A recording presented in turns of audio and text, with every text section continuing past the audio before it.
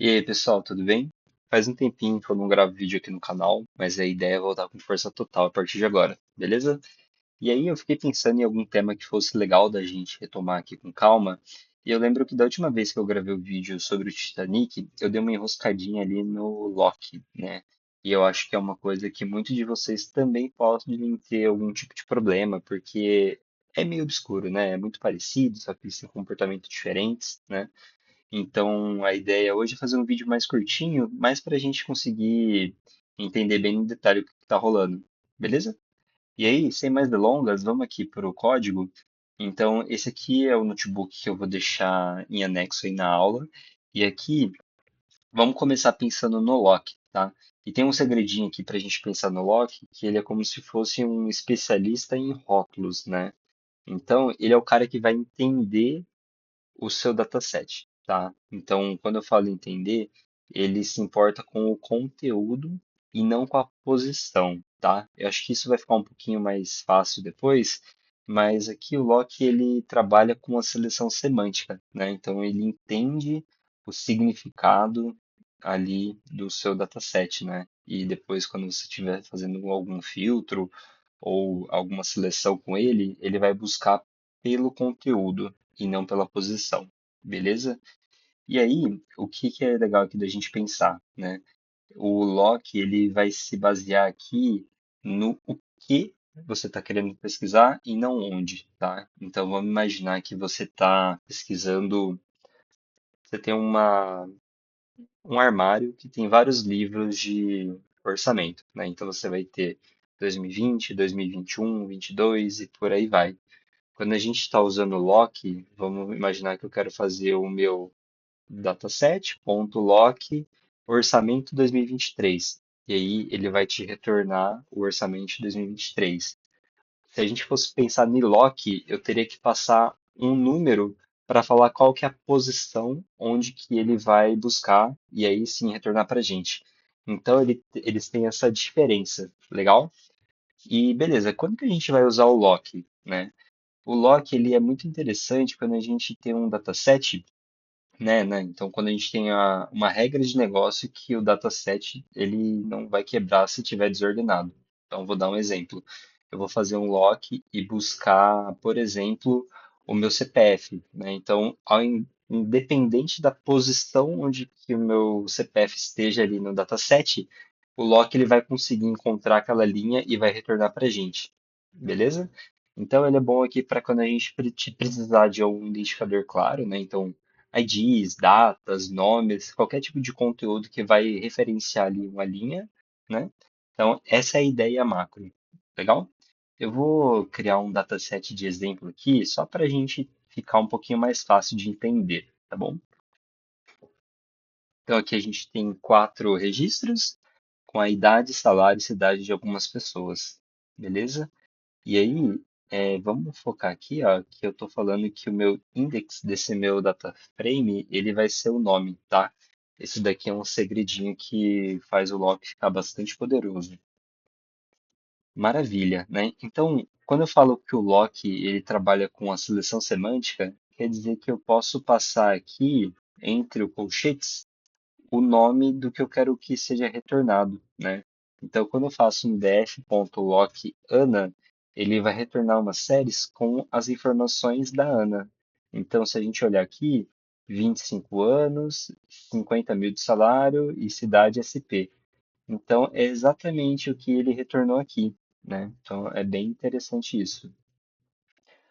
E o lock ele não fica preso só com localizando uma coisa. Eu posso passar dentro dele aqui uma lista com outras coisas, né? Então agora eu quero saber a Ana e o Bruno.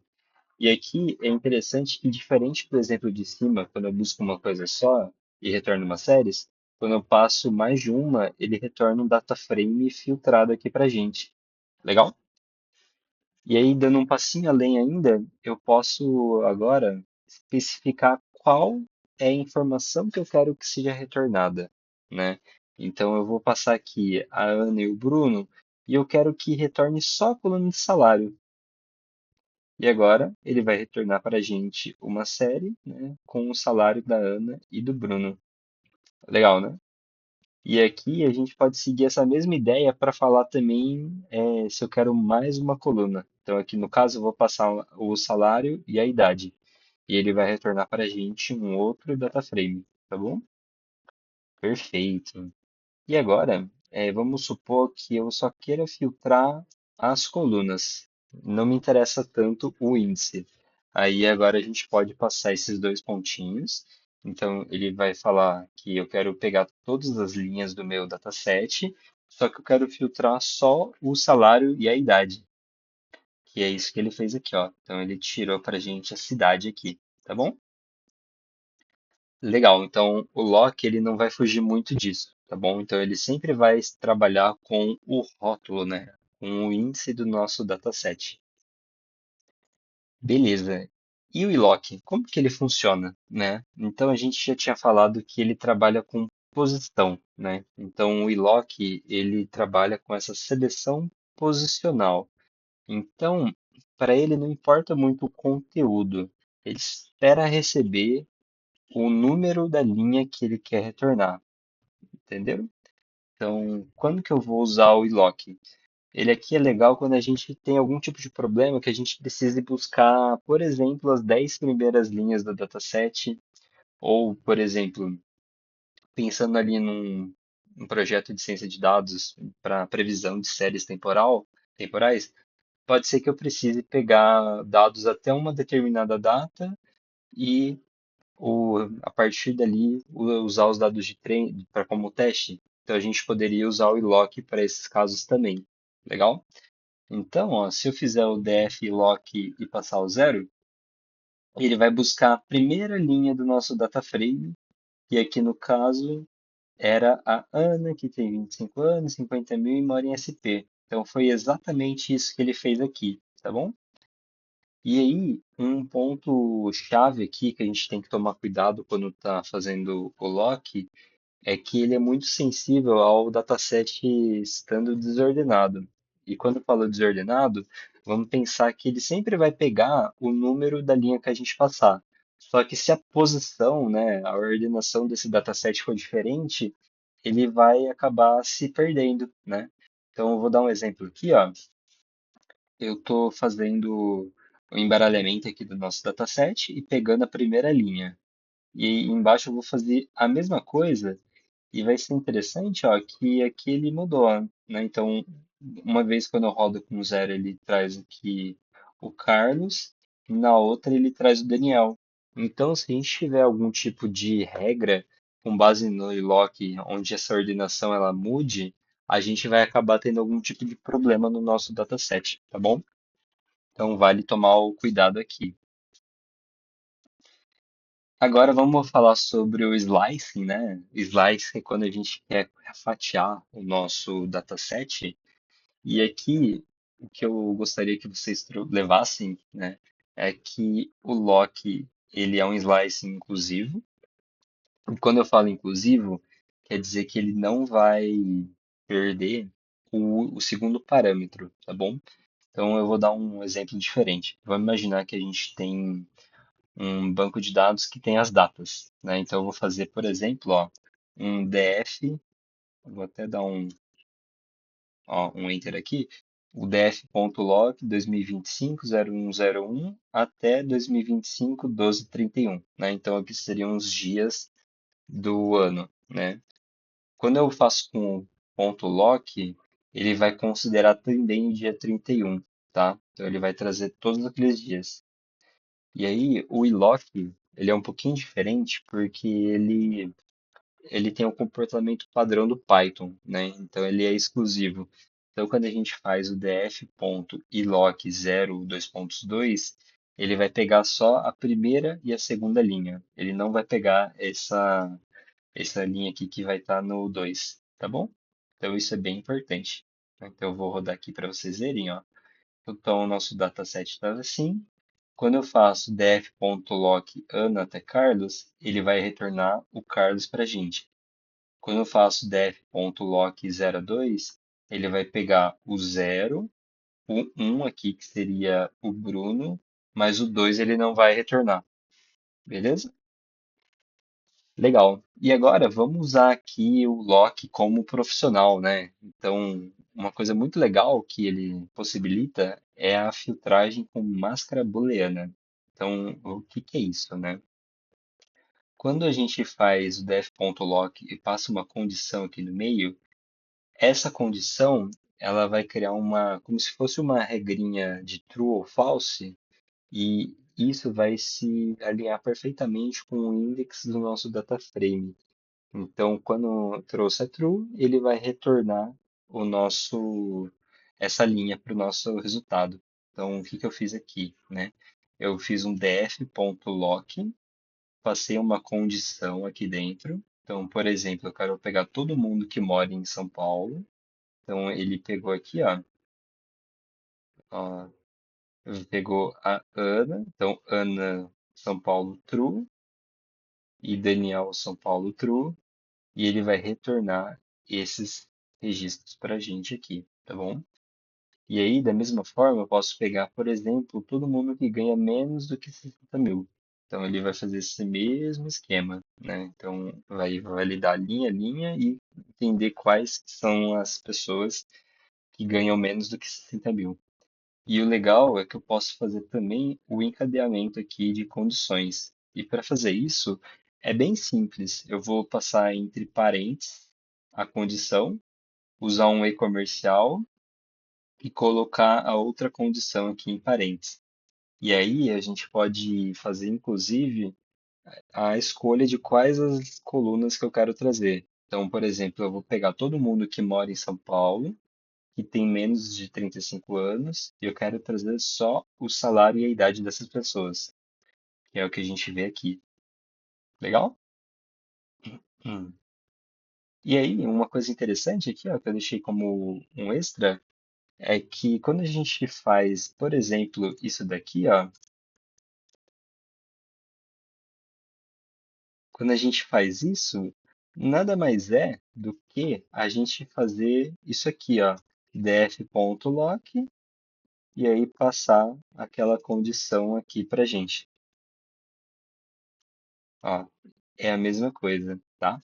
E aí, o legal da gente usar o lock é que às vezes, quando começa a ter muitas condições, fica mais legível a gente usar o lock, tá bom? Beleza. E aí, eu trouxe um extra aqui para falar quando a gente quer alterar um valor num data frame, tá bom? E aí, se vocês já tentaram fazer a alteração desse jeito aqui, ó, def.lock, a condição e depois a coluna, vocês vão ver que ele vai dar um erro chamado setting with copy warning. E por que que isso acontece, né? Acho que fica legal da gente ver na prática. Então, ó, de novo aqui tem o meu data frame. E agora vamos imaginar que eu quero alterar todo mundo que mora em São Paulo para ter o salário de 80 mil. Então, eu vou rodar aqui, ó. Ele já gerou erro, né? Então, set with copy warning. E ele disse aqui que eu estou tentando fazer o set de um valor numa cópia do data frame. Então, ele não consegue fazer essa imputação do valor, entendeu? Então, quando a gente pega e faz isso daqui, ó, então nesse primeiro ele está escolhendo ali o dataset e aqui ele está acessando o salário dentro dessa parte do dataset. E é exatamente o que ele fala que está errado, né? Ele não está conseguindo fazer ali ou colocar o valor numa cópia. Para a gente resolver isso, a gente passa esse salário para dentro do lock. Então, eu vou fazer. Ah, inclusive, ó, só mostrando para vocês que desse jeito aqui que a gente tinha tentado fazer não deu certo, né?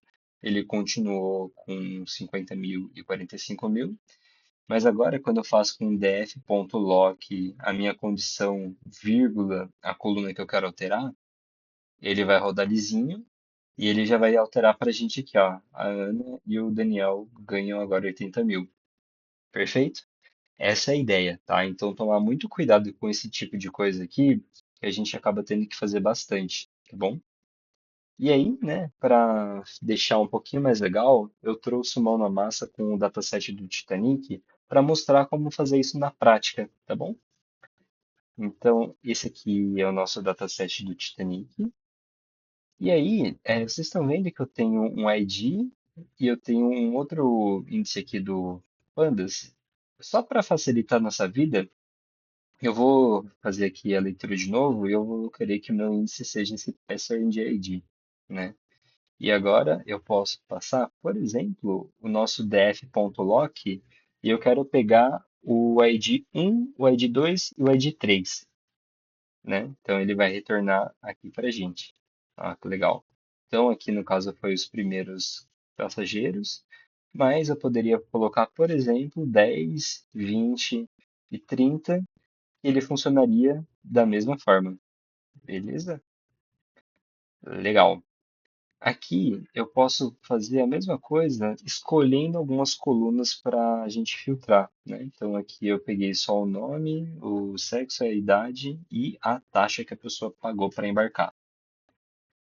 E aí, né, se eu precisasse usar o iLock para alguma coisa, eu poderia pegar, por exemplo, as 10 primeiras pessoas ali do nosso dataset, né? Então eu vou passar esses dois pontos, né? Então eu quero tudo que esteja até a 10ª linha, né?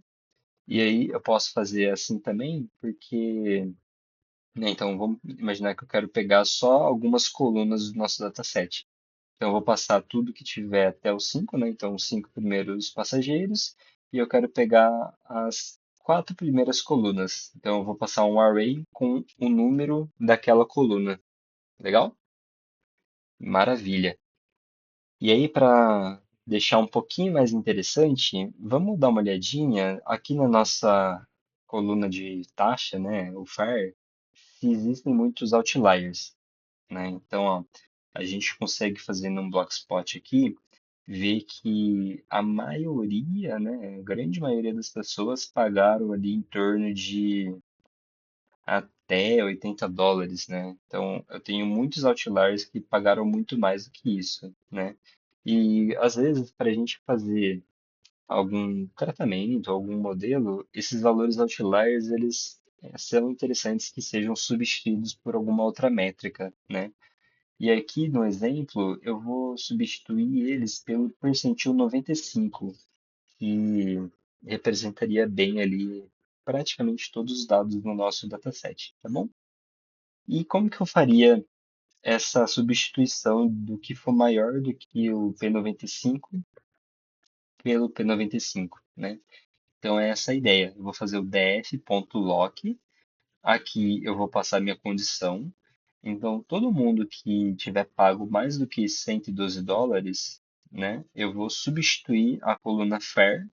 Então é muito importante essa vírgula fair aqui e passar o valor que ela vai receber. Então, ó, rodando aqui, se eu fizer de novo o nosso boxplot, ó, agora ele já mudou um pouquinho, ó. Então antes tinha outliers indo até os US$ 500. Agora ele mudou um pouquinho, ficou um pouco mais estável que o nosso dado. Então eu tenho ali agora as pessoas indo até, né, a maioria das pessoas indo até uns US$ 60, tá bom? Então essa é a ideia. E aí, para fazer um desafio um pouquinho diferente, né? Vamos imaginar que eu quero agora buscar o nome, a idade de todas as mulheres da primeira classe que sobreviveram e pagaram uma tarifa de fare acima de 100. Então são várias condições aqui. Como que eu faria isso, né? Então eu vou usar o def.lock, eu vou passar as condições e as colunas que o exercício pediu. Então, a primeira condição é que eu quero, por exemplo, as mulheres da primeira classe, né? Então, P-class igual a 1, o sex igual a female. Eu quero que tenham as que tenham pagado uma taxa acima de 100, então aqui. E agora eu tenho que as mulheres que sobreviveram, então survived igual a 1. Então, vocês viram que eu estou sempre passando entre parênteses e comercial? É desse jeitinho aqui que ele espera que a gente mande para que ele consiga entender, tá bom? Então aqui a gente já tem todas essas mulheres.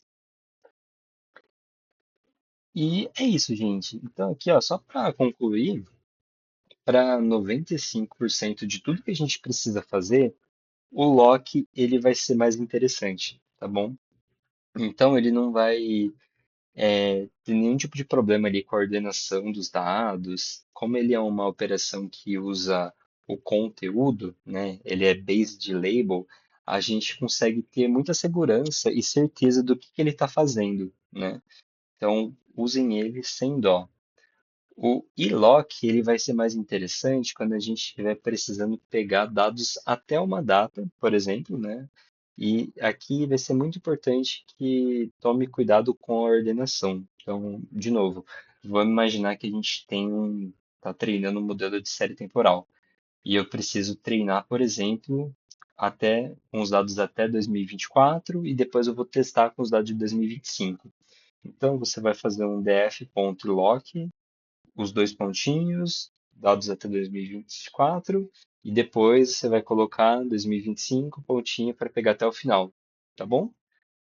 Lembrem aqui, né, que o lock ele é inclusivo, então ele vai pegar tudo que tiver naquele range ali, e o lock ele é exclusivo, beleza? E para fechar aqui e ninguém tomar problema com a substituição de valores, sempre colocar o df.lock. Aí vocês vão colocar a condição e a coluna que vocês querem substituir, tá? Para não ter nenhum problema com esse sétimo if copy. Beleza? É isso, gente. Acho que foi um vídeo um pouquinho mais detalhado. É que eu queria passar bem com calma para ficar bem claro aqui quando usar um, quando usar outro, tá bom? Mas espero que tenham gostado. E nos próximos vídeos a gente vai ter bastante coisinha legal, tá bom? Valeu!